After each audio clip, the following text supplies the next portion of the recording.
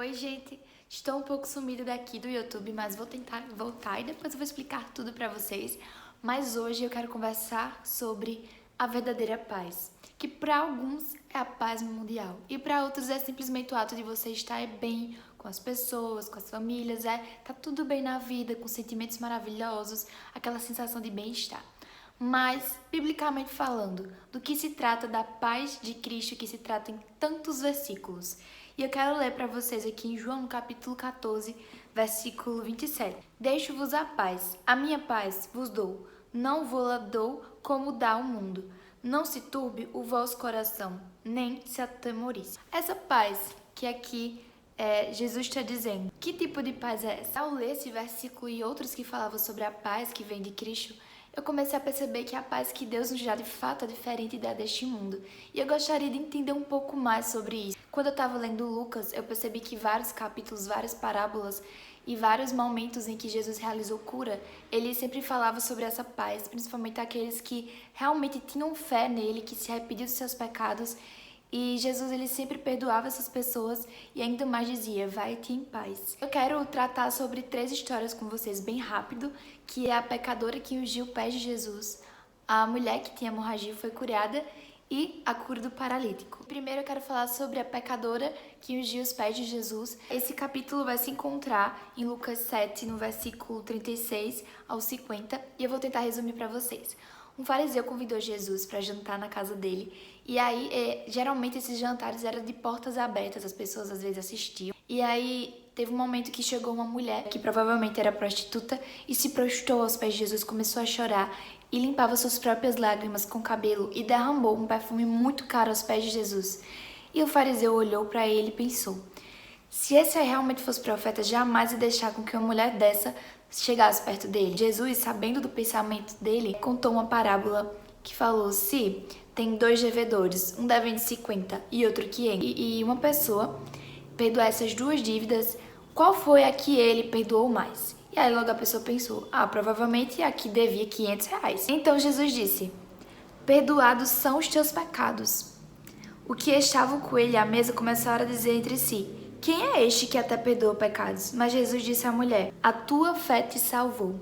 Vai-te em paz. E no capítulo 8 de Lucas, versículo 42, vai falar sobre a cura de uma mulher enferma. Foi no momento em que Jesus estava rodeado de pessoas que sabiam dos milagres que ele fazia, mas de repente ele sente algo, sente um poder saindo dele. E ele perguntou: o que foi que aconteceu? Quem foi que me tocou? Então, uma mulher que sofria de hemorragia há muitos anos e ela sempre procurou médicos, fez muitas coisas assim, mas nunca conseguia curar essa doença dela. Mas simplesmente ela, com fé, somente tocou Jesus e a sua hemorragia foi estancada. Vendo a mulher que não podia ocultar-se, aproximou-se trêmula e, prostrando-se diante dele, declarou, à vista de todo o povo, a causa por que ele havia tocado e como imediatamente fora curada. Então lhe disse: filha, a tua fé te salvou, vai-te em paz. E assim, por que Jesus tinha que fazer essa cura em meio a tanta multidão? Porque naquela época, quem geralmente tinha uma doença, tinha aquela ideia de que essa pessoa é amaldiçoada, não era bem vista pela sociedade. E como a gente estuda em história, a gente fica ligado nisso. Vocês perceberam que, apesar dessas pessoas, elas realizarem coisas, elas possuírem doença, elas terem atitudes que não condiz com a vontade de Deus, Jesus, ele teve misericórdia com essas pessoas. E por meio dessa cura, por meio desse perdão, ele deu a paz. Antes de ler aqui sobre a cura do paralítico em Cafarnaum, eu quero que vocês percebam que, apesar de que Jesus ele pode realizar milagres em nossas vidas, ele pode gerar cura, mas o principal deles, a coisa mais importante que pode acontecer em nossas vidas é sabermos que somos perdoados por Deus, é ter uma fé em um Jesus que pode todas as coisas e que vai voltar. Então, essa é a verdadeira paz. Ainda em Lucas, no capítulo 5, versículo 17, tem a história sobre a cura de um paralítico em Cafarnaum, onde uma pessoa que era paralítica e estava no leito, queria chegar até Jesus, queria ser curado, tinha fé nele. E aí ele não tinha como chegar, teve que subir no local. E aí esse paralítico ele chegou até Jesus. E ele disse: vendo-lhes a fé, Jesus disse ao paralítico: homem, estão perdoados os teus pecados. Quando ele falou isso, os fariseus, os escribas, as pessoas que conheciam muito a lei de Moisés, começaram a ver quem é esse que perdoa os pecados. E aí Jesus, sabendo dos seus pensamentos, falou: Qual é mais fácil? Dizer, estão perdoados os teus pecados, ou levanta-te e anda. Mas para que saibais que o Filho do Homem tem sobre a terra autoridade para perdoar pecados, disse ao paralítico, eu te ordeno, levanta-te, toma o teu leito e vai para casa. Imediatamente se levantou diante deles e tomando o leito que permanecerá deitado, voltou para casa, glorificando a Deus. Todos ficaram atônitos, davam glória a Deus e, possuídos de temor, diziam, hoje vimos prodígios. Jesus, ele viu a fé dessas pessoas, como bem sabemos que nós não somos salvos por boas obras, somos salvos pela fé, que é dom de Deus. Então, a gente pode observar que, claro, nós se alegramos com milagres, as pessoas elas ficaram atônitas com os milagres, com as curas que Jesus fazia. Mas algo que ele sempre frisava era, filha, a tua fé te salvou. Vai-te em paz. Então, essa paz que a gente sente é o fato de que Deus ele não olha para as pessoas que creem em Jesus, não olha elas como pecadores, mas olha como o próprio Jesus. Foi isso que Jesus fez lá na cruz, ele morreu carregando todos os nossos pecados. E isso fez com que nos purificasse para que diante de Deus ele não olhasse para mim como os meus pecados. Então eu não preciso mais ficar me martelando triste por aí, olha, eu fiz isso, eu fiz aquilo, porque os meus pecados estão perdoados à medida em que eu creio em Jesus e se arrependo dos meus pecados. Isso a gente pode observar na palavra.